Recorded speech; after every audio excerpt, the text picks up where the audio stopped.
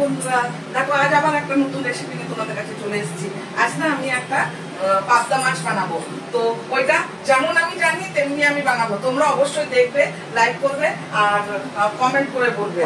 তো আমি কেমন জানি সেটাই তোমাদের সাথে শেয়ার করবো বললাম। তো দেখো এই যে পাবদা মাছটার মধ্যে আমি একটু নুন দিচ্ছি আর একটু হলুদ দিচ্ছি। আমরা তো সবাই জানি পাবদা মাছটা না তেলের মধ্যে দিলে পাবদা মাছটা ফোটে। তো তার জন্য কি করতে হবে, একটু ময়দা দিতে হবে, না তো একটু তেল দিয়ে দিতে হবে। আমি এটার মধ্যে একটুখানি তেল দিয়ে দেবো, এই তাহলে ফুটবে না। আর তেলটা না অনেক বেশি গরম করা চলবে না, অনেক বেশি গরম করলেও তেলটা ফোটে, অনেক সময় মাছ ফোটে। তো আমি এই যে পাবদা মাছটা ভেজে নেবো। আমি অলরেডি এটা চাপিয়েছি, ফ্রাই প্যানটা আমি এদিকে চাপিয়ে রেখেছি। আমি এখন সামনে নিয়ে আসছি, তাহলে তোমরা ভালোভাবে দেখতে পারবে। এই যে দেখো, এরপর এটাকে আমি ভালো করে এই যে নুন হলুদটা মাখিয়ে নেবো, যেন সব পুরো জায়গায় মাছের মধ্যে লাগে।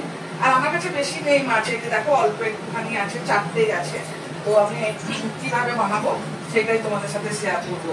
এখানে আমার অন্য কিছু দিলে আর কি কি মশলা লাগবে আগে আমি মাছটা দিয়ে নিই, তারপর আমি তোমাদেরকে বলছি। এই যে দেখো আরেকটা জিনিস দেখো, একদম পেট ভর্তি ডিম, পাবদা মাছ বর্ষাকাল, একদম পেট ভর্তি ডিম। এই যে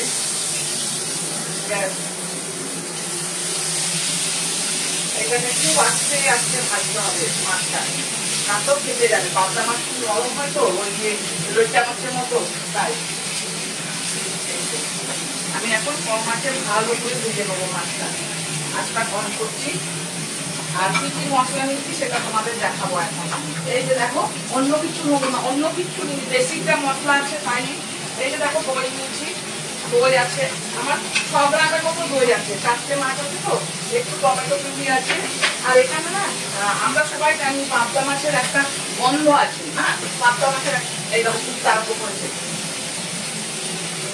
এই যে ওই যে গন্ধটা যাওয়ার জন্য না আমি আজকে ওই যে পেশা হওয়া আদা আর রসুন নিই। এটা আমি দেখো গার্লিক জিঞ্জার পেস্ট নিয়েছি রেডিমেড, কেননা এটার মধ্যে না ভিনিগার থাকে। তো ওই যে যদি গন্ধ আসে তো সেই গন্ধটা থাকবে না, তার জন্য আমি আজকে এই যে গার্লিক জিঞ্জার পেস্টটা ইউজ করবো। ওইটা আমি আজকে পিষে নিই। আর এই যে গোলমরিচ তো লাগবে, দই আছে তো গোলমরিচ তো লাগবে। আর এখানে আছে ফোড়নের জন্য গরম মশলা, বড় এলাচ, ছোট এলাচ, লবঙ্গ, দালচিনি। আর লাগবে আমার বেসিক মশলা যেটা আছে। তো বেসিক মশলাটা আমি একটু দেখি দিচ্ছি তোমাদের কি ইউজ করবো। এই যে দেখো এখানে আমি ধনে পাউডার ইউজ করবো না, এখানে আমি খালি জিরে, দই দিচ্ছি তো তাই ধনে পাউডার আর দেবো না। এই যে জিরে পাউডার দিলাম, দইটার মধ্যেই দিয়ে রাখছি। এই যে লঙ্কা পাউডার দিলাম, আর বেশি ঝাল দেবো না। এই যে লঙ্কা পাউডার দিলাম আর এই যে হলুদ পাউডার দিলাম, ব্যাস আর কিছু লাগবে না আমার। আর কেননা আমি গরম মশলা তো দিচ্ছি, তার জন্য আমার আর কিছু লাগবে না। এটা আমি ভালো করে মিশিয়ে দেবো এটার সাথে, দইটার সাথে।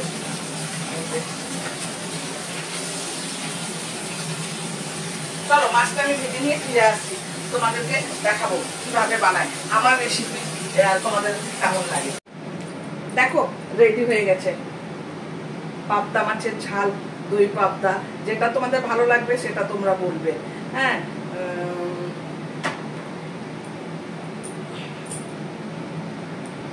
ভাজা হয়ে গেছে, ভাঙেনি কিচ্ছু না, একটু দেরি হলো ভাজতে, খুব তো কিছু নেই। ভেঙে গেলে ভালো লাগে না, মনটা খারাপ হয়ে যায়। না ভালো জিনিস যদি ভালো না হয় তাহলে মনটা ভালো লাগে না। এই যে সুন্দর হয়েছে, দেখো সুন্দর আমার ভাজা গেছে। আর খুব একটা বেশি পাবদা মাছ আমার মনে হয় না খুব একটা বেশি ভাজার দরকার আছে, কেননা পাবদা মাছ এমনিতেই তো টেস্টি হয়। তারপরে এই দুটো একসাথে লেগে গেছে, আমি দুটোকে একসাথে তোলার চেষ্টা করছি এখন, না তো ভেঙে যাবে। এই যে দুটো একসাথে এসেছে, খুব সুন্দর এসেছে। এই যে দেখো আমি আর তেল দেবো না এখানে, আর আমার যা তেল আছে তাই সেই তেলেই রান্না হবে। আরেকটা কথা, আমি এখানে পেঁয়াজ ইউজ করবো না, আমি ওই যে আদা রসুনের পেস্ট দিয়ে বানাবো। আমি সবার আগে কি করছি, এখানে একটুখানি চিনি দিয়ে দিচ্ছি, কেননা চিনিটা দিলাম কালার আসবে আর ওই যে দইটাকে ব্যালেন্স করবে, দুটো কাজ করবে, তাই চিনি দিলাম প্রথমে। চিনিটা লাল হওয়া পর্যন্ত একটু অপেক্ষা করবো,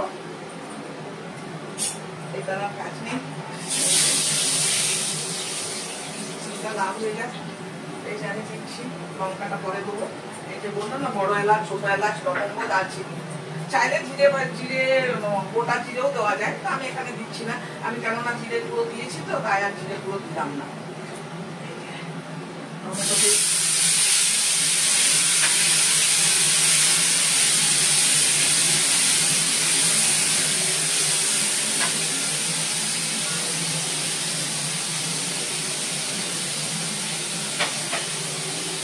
গার্লিক জিঞ্জার পেস্ট,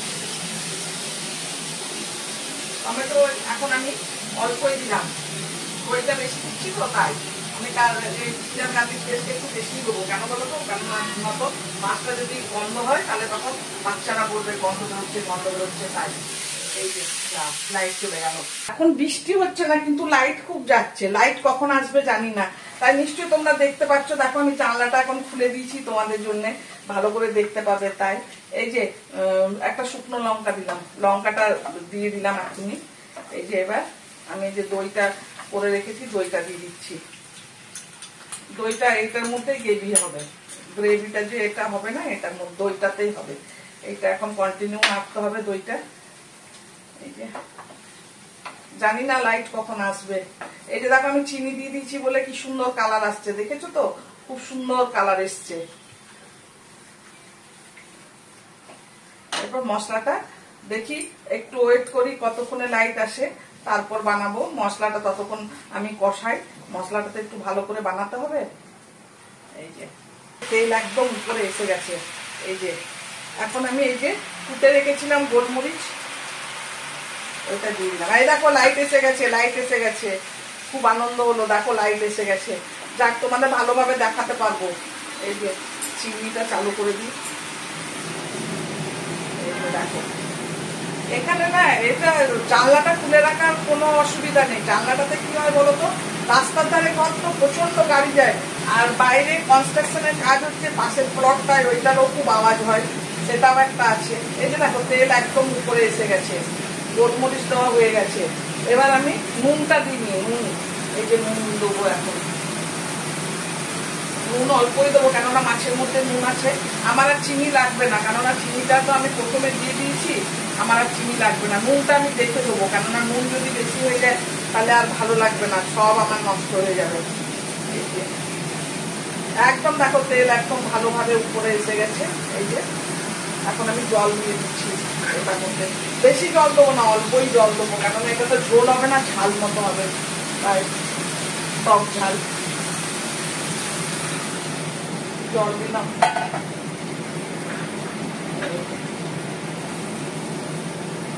এরপর মাছগুলো দিয়ে দেবো, জিগজ্যাগ করে দিচ্ছি মাছগুলো, একটা এইদিকে একটা ওইদিকে। মাছগুলো এত বড় বড়, আমার ফ্রাই প্যানটাই ছোট পড়ছে ওদের জন্য। এবার একটু ঢেকে দেবো, 2 মিনিটের জন্য ঢেকে দেবো। তার আগে আমি নুনটা দেখে নিই, নুনটা কেমন আছে, হয়েছে কিনা ঠিক। একদম ঠিক আছে নুনটা, আর দিতে লাগবে না। দই তুমি যাতে দেবে তাতেই তো ভালো লাগে খেতে, বলো। এই যে ঢেকে দিচ্ছি 2 মিনিটের জন্য। তারপরে আমি গ্যাসটা বন্ধ করে দেবো, তারপর প্লেটে নিয়ে তোমাদের দেখাবো।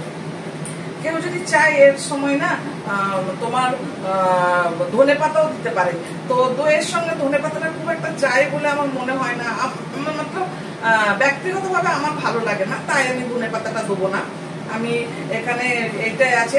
আর চাইলে কেউ আরেকটু গরম মশলা দিতে পারো, কিন্তু গরম মশলা তো গরম অনেক বেশি খাওয়া ঠিক নয়। আমি যেটা দিয়েছি সেটাই অলরেডি অনেকটা দিয়েছি, তো আর দেবো না ওইটার মধ্যে, গরম মশলাও আর দেবো না। চাইলে ঘি দিতে পারো, কিন্তু ঘিও খাওয়া ঠিক নয়, কেননা তেল তো একটু বেশি আছে মনে করো। তো ঠিক পছন্দ যদি থাকে তোমরা দিতে পারো, যারা গরম মশলা খুব বেশি ভালোবাসো তারাও দিতে পারো। তো আমি এখন এখানে দেবো না। এই যে দেখো মাছ ফুটছে, এই যে একটুখানি ফুটবে, আর একটু স্ট্যান্ডার্ড টাইম দিতে হবে এদিকে। এই যে একটু হয়ে যাক, তারপর আমি গ্যাসটা বন্ধ করে 5 মিনিট রাখবো, তারপর তোমাদের দেখাবো। এই যে দেখো রেডি হয়ে গেছে। হ্যাঁ, পাবদা মাছের ঝাল বা দই পাবদা যেটাই বলো, হ্যাঁ না, এটা কিন্তু আমার রান্না, আমার রেসিপি। আমি বললাম না আমি যেমন জানি। তো এবার থেকে আমি যেটা বানাবো কোনো নাম দেবো না, আমি বলবো আমি যেমন জানি, আমি তেমনি বানাই। আমি কারো রেসিপি ইয়ে করি না, কারো রেসিপি দেখি না। হ্যাঁ, একটা আইডিয়া তো নিই, জরুর অনেক রেসিপি দেখি, তার থেকে যেটা আমার ভালো লাগে আমি সেটা নিজের মতো করে বানাই। এটাও আমি নিজের মতো করেই বানালাম। হ্যাঁ, তোমাদের যদি ভালো লেগে থাকে লাইক করবে, শেয়ার করবে, কমেন্ট করবে, আর আমি খেয়ে না তারপরে তোমাদের বলবো যে এটা কেমন হয়েছে। তো চলো এখন ভাত নিয়ে একটু ভাত নেবো, তারপর খাবো, তোমাদের বলবো, তোমরা সঙ্গে থাকবে। আর দেখো চলে এসছি ভাত নিয়ে। আজকে কাকু বাড়িতে নেই, না তো কাকুকে জিজ্ঞাসা করতাম কেমন হয়েছে, তাই আজকে আমি তোমাদেরকে বলছি, আমি খেয়ে বলছি কেমন হয়েছে। হ্যাঁ দেখো, আমি তো খুব একটা মাছ টাছ খেতে পারি না, তাও তোমাদের খেয়ে বলবো। এই যে গরম ভাতে পাবদা মাছের ঝাল, দই ঝাল, তোমাদের কি বলি, দাঁড়াও খেয়ে বলি। এই যে একদম অসম। তোমরা এভাবে বানিয়ে খেয়ে দেখবে আর আমাকে কমেন্ট করে বলবে কেমন হয়েছে। চলো, কাল আমি এমনি কোনো রেসিপি নিয়ে তোমাদের সাথে শেয়ার করব। তো এখন আমি ভাতটা এনজয় করি পাবদা মাছের সাথে। তোমরা সব নিজে নিজে খাও, লাঞ্চ টাইম তো হয়ে গেছে। চলো, কাল আবার তোমাদের সাথে দেখা হবে। বাই।